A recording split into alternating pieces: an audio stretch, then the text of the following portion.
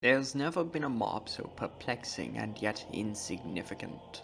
You almost never need to meet them and never think about them, but they are there, possibly underneath your base or in a chunk adjacent to it. Perhaps you traveled to a swamp. No one stays in swamps for long enough to learn to care. And yet you clicked on this video. Maybe you do seek the answers to Minecraft's weirdest family. My name is Illager, and today's video is one focused on this obscure monocellular creature, one that is less known for being understood and more known for being unknowable. So grab some popcorn, please relax, and let's begin. Slimes have some of the weirdest spawning patterns of any mob because they not only spawn in caves at random, but also in swamps where in such mires they are affected by the moonlight levels. Slimes spawn in swamps at night, but spawn at an increasing rate when the moon is fuller and at a likewise lesser rate when the moon begins to wane. Similarly to this, the cave slimes will spawn in any biome's cave, assuming it's at least below y=40 and they're in a slime chunk.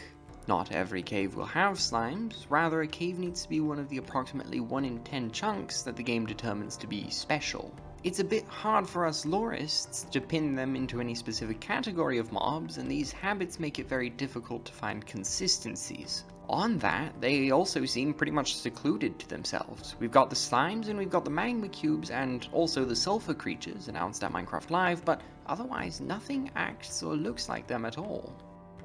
And again, it all falls apart at the spawning mechanics. Do I want to say that they are made off of the moon's magic? Well, the caves don't get moonlight, and if I say that they're just a natural creature to either habitat, why ever would it be natural to the other place? Caves and swamps have almost nothing between them consistent-like. Except that is a lie. There is one small thing I think actually does hold both of these unique ecosystems together, and it's that same one small thing that clings to a third, and that third is exactly what Mojang talked about during Minecraft Live. What happens when you get a simmering swamp full of methane and hydrogen sulfide? The same stuff that happens when you get a delta that has silicon and sulfuric gases, same as what we get in the dank caves full of what's dubbed cave snot, and absolutely the same ructa we see happening in Mojang's new sulfur caves with their bubbling, nauseous pools.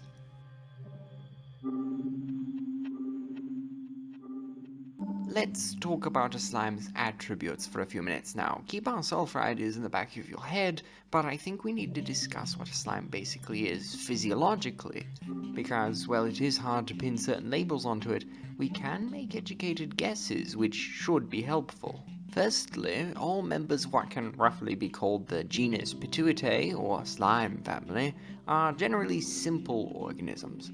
Obviously, I and my theorizing colleagues over in Highblock haven't yet given them a proper list of attributes, but for now it's probably safe to assume that slimes, their Minecraft Earth and Dungeons variants, and magma cubes are all somewhat similar to the base for the species, as well as our new sulfur cubes. All of these mobs are similar to each other in physical shape and also act in similar ways, despite some differences. Like I aforesaid, these are very simple organisms. If you try to flee from a slime by going around a lava pit, for instance, the ooze will continue towards you without a care for the flames and hurt itself in the process. Almost all mobs avoid cliffs and other dangers such as them, and this seems to be indicative of the fact that slimes likely have very simple biology, somewhat akin to a hyper-sized version of a singular cell from real life. Another detail is that slimes can endure a lot without actually dying. Both slimes and magma cubes, when hurt, initially split into smaller forms, somewhat like mitosis.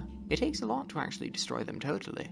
The sulfur cubes are shown to reproduce the same way, though I'm intrigued by the fact that they don't split when harboring a block. I don't know what that means per se, but it is different from what the other members of this family suggest for us. Also note that these sulfuric slimes are friendly. Something is very weird about them, and I'll talk about that at the end. The point is the fact slimes can split like this shows us they are truly quote-unquote simple. When you cut a villager in half, it will die because it has an advanced system of song ducts and brain cords bringing information every which way in the body, and severing those wires will destroy that. But slimes have no such wires or advanced connections. They can live purely on their own, no matter how much you remove from their initially large bodies. Almost. Okay, I'll shut up now. With the knowledge of what roughly makes a slime or adjacent creature be a slime regarding behavior and organs placement, or its lack of organs altogether, I think we can talk about what actually makes up these creatures' bodies, and where or if we can find these in their spawning locations. There is a great deal of randomness to the PwLore family's ability to spawn. It is the caves that show this the most, where the chance for a chunk to be a slimes is completely arbitrary, but it can also be observed in the basalt deltas. Although the magma cubes do spawn pretty consistently in their biomes, the nether waste, and more so these deltas, I'd love you to turn your eyes to one very random thing. A feature which very much resembles the magma cubes, though it isn't quite one. See, these are blobs. Blobs generate exclusively in this biome and are truly random. What's interesting though is that they are made of either blackstone or basalt, the latter of which is almost always filled with sulphur. This is true especially if it's the tholatic sort of rock, which is thought to best form in less oxidized locations, such as the moon, where with all the fire in the nether, I doubt there's as much oxygen as there maybe would be elsewhere as well. Now, it can be argued that sulphur isn't inside of magma. In fact, during the review period of this theory, it was brought to my attention that in Minecraft Education Edition, which is not something I knew was canon, but apparently it is, magma is implied to not have sulphur in it at all. According to this screenshot, we can see former developer Mrs. Helen Angel explaining that all the stuff in that version went through the Washington University to make it as accurate as possible, and that it is fully canon. This would imply that magma, which does not give sulphur upon molecular deconstruction, does not have sulphur in it, obviously. I did, however, get to ask her personally about it, and she elaborated that although the material reducer, which is what's used to reduce blocks to their most basic elements, may give lists of elements confirmed to be in their blocks, that list is not exhaustive, and because of UI issues, they had to just include the most common elements in certain blocks, not necessarily all of them. In summary, just because a block doesn't have an element listed in the material reducer's output, it doesn't mean that said element is totally not there. It may have been omitted for convenience sake because there are limitations to the code. Please, special thanks to Mrs. Angel for her willingness to share this information so freely.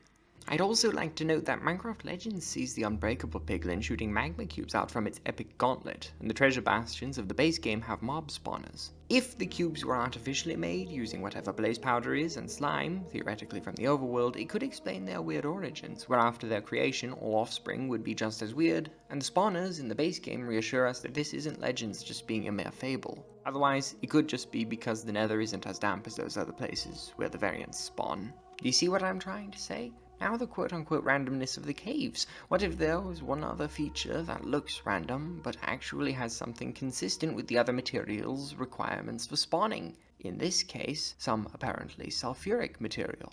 Well, the caves have their own forms of blobs. We just prefer to call them a different term in the word of vein. And although sulphur ore was not announced as people thought it might be, and sulphur blocks are, as deeply as we are thus far aware, restricted to only generating their specific biome, the randomly generated ore lapis lazuli contains something that gives it its blue color called lazurite, which contains sulphur with a weird blue hue on account of being in a compound known as hauin.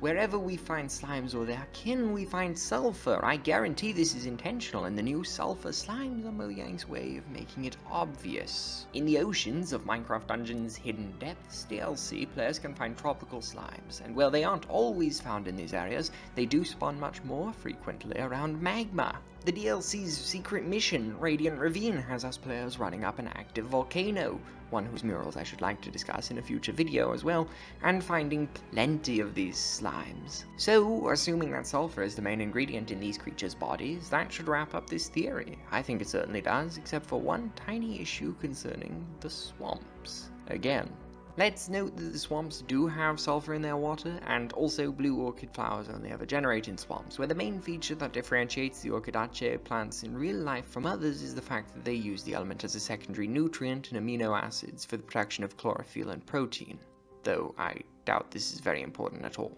So while sulphur is uncontestedly there, that doesn't explain our other good friend, the moon.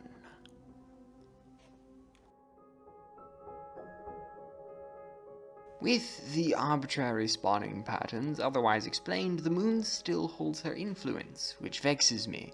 So, what does the moon do? Aside from what I've mentioned, it can influence how often mobs spawn with enchanted armor and changes the weight for spiders to have potion effects. I think it's pretty clear that these effects are magical, so the assumption is then that the source of this magic is magical in itself. The moon is magical. Although it might be weird for the moon to affect slimes arbitrarily, why not have it affect specifically moony mobs? Let's go back to those whom it can change. The common undead mobs that spawn with equipment aren't moony, are they? Nor are the spiders, nor the black cats which spawn more often the bigger the moon is.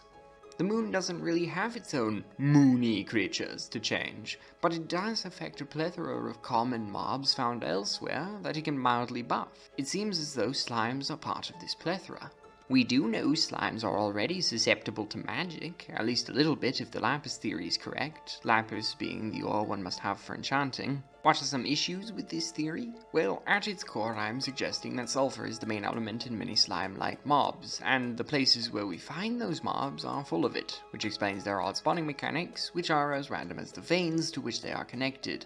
Frankly, the only major issues might be the peripheral stuff. Do orchids have anything to do with the lore? I'll let you decide, and before I accept them I want more evidence. Otherwise, you could argue there just isn't enough evidence in general for this theory as a whole. I think it's absolutely the best theory we have with the evidence at hand, but it may simply not have enough proof for itself and is just a basic hypothesis. It is hopeful we get more evidence later for or against it. The slimes are animated ooze, and we know from the pandas that this ooze doesn't necessarily need to be alive, and the magma cubes are basalt and magma that's been animated. Animated, I say, through sulphur. Now, why would the sulphur cubes be uniquely passive? I can only guess that the other variants, which are made with impurities alongside sulphur, are somehow made to be less friendly on account of that. I'd be happy to hear your theories on this note, though. Mojang could still change how this update works, but I don't think, like I said, that any changes they make could ruin this theory unless they rework absolutely everything and, remove sulphur. Thanks for watching this theory. If it becomes outdated, I shall certainly reevaluate it. I fear it, but I'll persevere in that case. If you have any ideas or questions, please comment them below. Also, join my Discord server for unique updates and a chance to chat about anything Minecraftian. But otherwise, don't take my word as canon. Always be willing to think about the history of Minecraft. Always be willing to speculate over your own styles. And no matter what, keep on loring. I'll see you next time. Bye.